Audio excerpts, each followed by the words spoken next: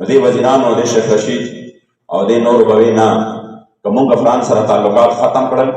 نو دا به داسې چلو شي چې دا فرانس به زموږ نه بایکاټ وکړي او دا د یورپی یونین رکن ملک دی نو زموږ امپورټ ایکسپورټ به خراب شي موږ ته به معاشي طور باندې ډېر لوی نقصان پېښ شي او دوی به وایي چې نه موږ دومره سترګې نشته نه موږ دومره تکړه یو چې موږ فرانس ته سترګې وښایو بیا موږ خو غلام قوم یو دا به اوس ازاد شو چې حکومت لاړه هغه وخت کې به وایي موږ غلام قوم یو موږ داسې کولی شو چې دې ته سترګې وښایو امریکې ته نه فرانس ته نه شو کولی تاسو نن کومه مطالبه کوئ چې موږ ورته هغه وخت وایي چې په خپل نبي غیرت وکړئ امپورټ ایکسپورټ غم مه کوئ الله به په ټوله دنیا سرداري درکړي نو بیا خان در راپورې دا ملیان خو جذباتیان دي خو د جذباتو خبرې کوي دا خو جذباتیان شوي دي او دا د جذباتو خبرې نه دي موږ ګراوند ریالټي ته ګورو موږ منظرنامې ته ګورو ډېر سخت حالات به راشي ما بیا هغه مرد کلندر